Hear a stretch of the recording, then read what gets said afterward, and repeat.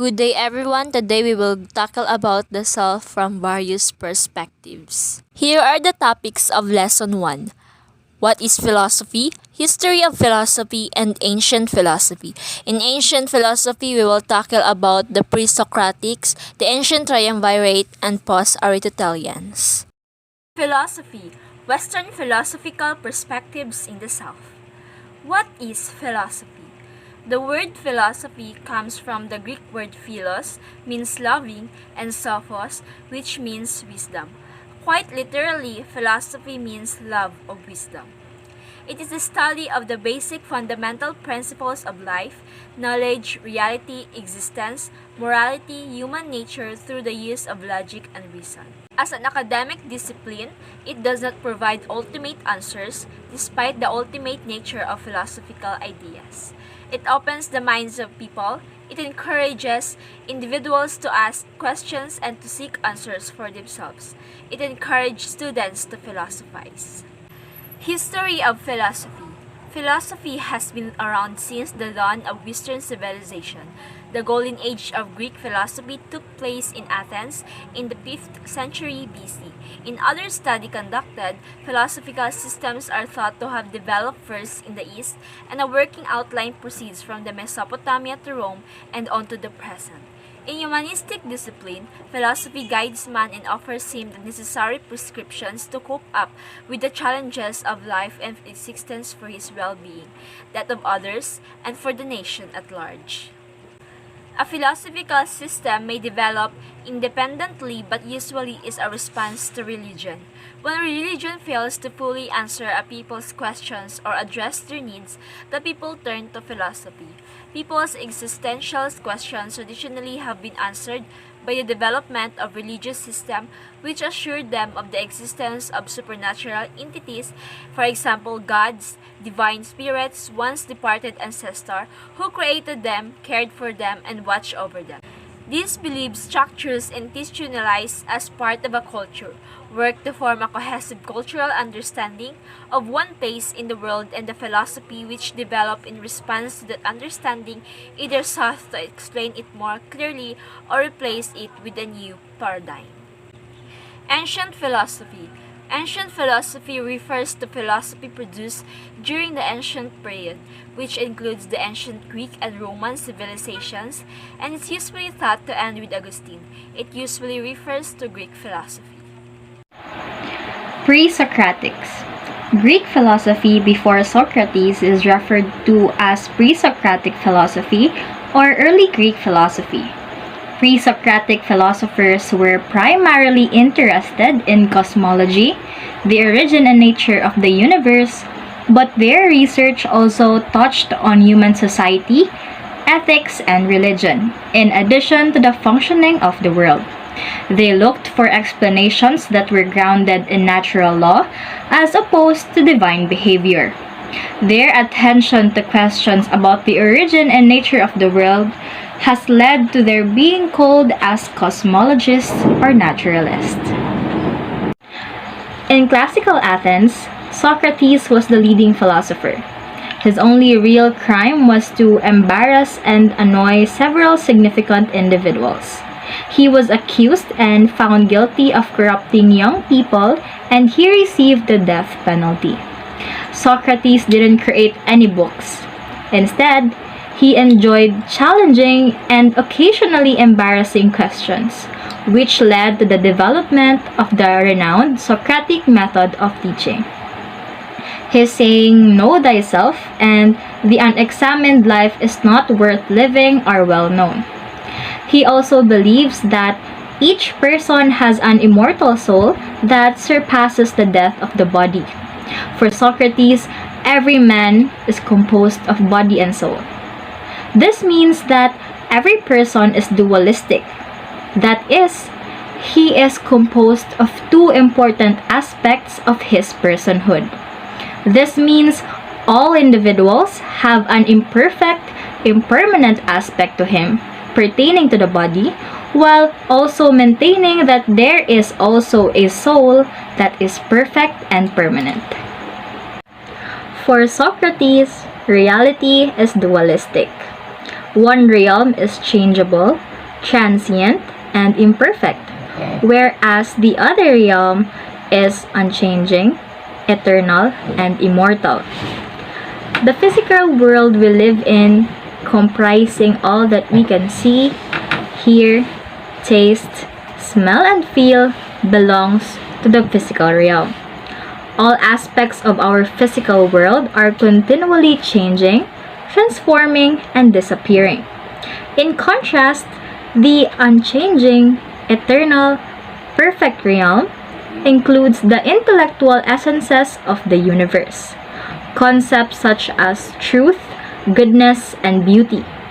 We might find examples of these concepts in the physical world, but these examples are always imperfect and limited.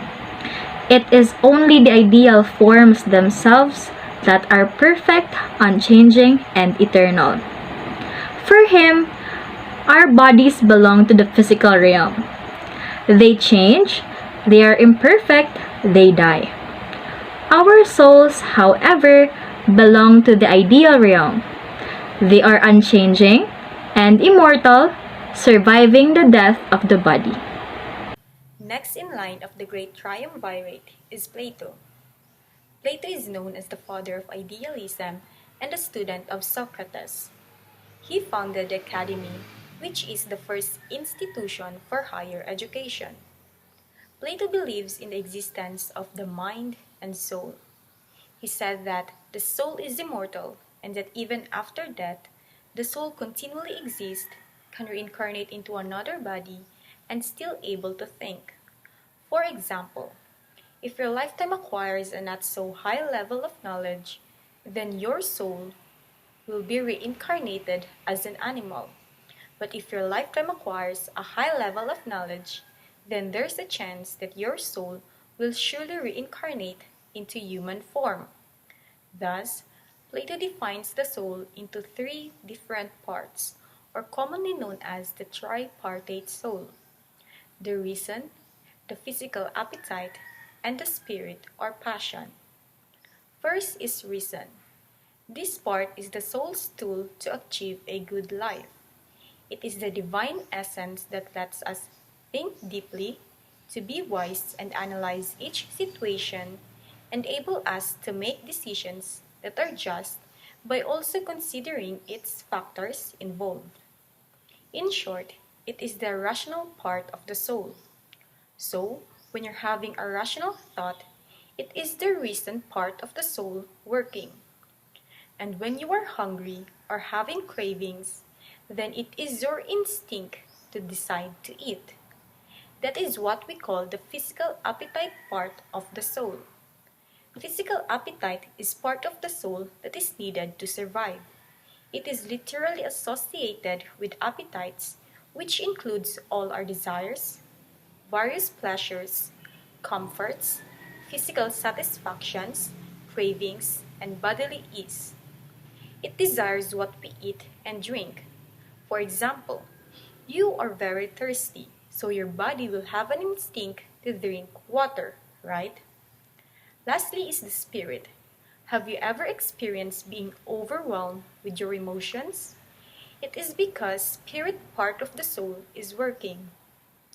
The spirit is part of the soul that compels the individual to experience basic or strong emotions such as love, ambition, empathy, and anger. This part of the soul is also known as the concept of spiritedness. So, when you feel loved or any emotions, then that is the spirit part of the soul. Also, emotions are necessary in a balanced manner. But take note, it is the responsibility of the reason to restore harmony among these three. Always remember that one must consistently make sure that their reason is always in control of their physical appetite and spirit or passion. To complete the great triumvirate, we have Aristotle. Aristotle is a brilliant student of Plato. He believes that the mind is a tabula rasa. When we say tabula rasa, it is a blank slate. It means that we are born with a blank or clean mind, and that all our knowledge is acquired through experiences and perception, as knowledge is obtained through the senses. That the goal of human self is to reach happiness or eudaimonia. Aristotle believes that every physical object and that the self is made up of both matter and form. Form refers to the organic structure of a thing, while matter is that which the thing is made of. He said that the self comes from the first cause. First cause means the reason behind all these things. It was like the initiator or the mover to start the chain of events. Aristotle also believes that the body and soul are not separated. Without the body, the soul cannot exist. In contrast with Plato's theory of soul, Aristotle believes that the soul dies along with the body. According to Aristotle, there are three kinds of soul: the vegetative soul, sentient soul, and the rational soul. Vegetative soul, or the nutritive soul, in this section, it is the charge, or in charge rather, for growth, nutrition, and reproduction. So, plants, animals, and humans have this soul since plants are nutritious and animals and humans can reproduce. Next is sentient soul. This is the part that governs sensual desire, feelings, and emotions such as love, anger, and empathy. So, animals and humans have this soul since they have the majority to feel emotions and desires. And lastly is the rational soul. This is the part responsible for reason, an intellect that makes men know and understand things. So, humans have this soul for they have the power for reason and thought. Aristotle said that in order to live a good, fulfilling, and flourishing life, one must have a rational self. In order for us to receive the true meaning of self, we must nurture and nourish the souls, for they will be the key to a fulfilling life. The third period is the post-Aristotelians. The golden age of Greek philosophy comes to an end with the death of Aristotle. In this period, the problem of philosophy is no longer in cosmology, the problem of world order or world processes, but instead focuses on the person's freedom from the world, more ethical in their ideas, and still maintains the dualism between body and soul. First, we have Stoicism. Stoicism is developed by Zeno of Citium, a philosophy of life that maximizes positive emotions, reduces negative emotions, and helps individuals to hone their virtues of character. Stoicism claims that living justly and virtuously is the highest good that one can experience, and that pleasure and pain, neither good nor bad, are to be treated indifferently. Stoicism is the practice of shifting focus to the things in life we have the power to control. This includes learning to accept the things outside of our control. For Stoics, virtue is their guiding principle and the foundation of their way of life. Next is hedonism. Started by Aristippus of Cyrene, hedonism promotes the ideology of seeking pleasure and avoiding suffering. It is our way of managing and approaching pain and pleasure. Hedonism is largely set on the pursuit of pleasure. Hedonism's foundation of seeking pleasure appears valuable at a surface level. The consequence of this pleasure-seeking mentality is the futility of it all. The problem with living life based on the pursuit of pleasure is that you'll never have enough. The more pleasure you find, the more you want. This attachment to pleasure creates an infinite loop of sorts, ultimately leading to an often miserable existence. The more pleasure you seek, the more you grow accustomed to your current level of pleasure. It becomes similar to an addictive state of mind where you can never get enough. Pleasure isn't necessarily a bad thing, but the pursuit of pleasure can be destructive. Lastly, we have Epicureanism. It is a school of thought in Greek philosophy founded by Epicurus of Samos. It teaches that the greatest good is to seek modest pleasures in order to attain a state of tranquility, freedom from fear, and absence from bodily pain. In fact, intense pleasure must be avoided because it is always followed by pain.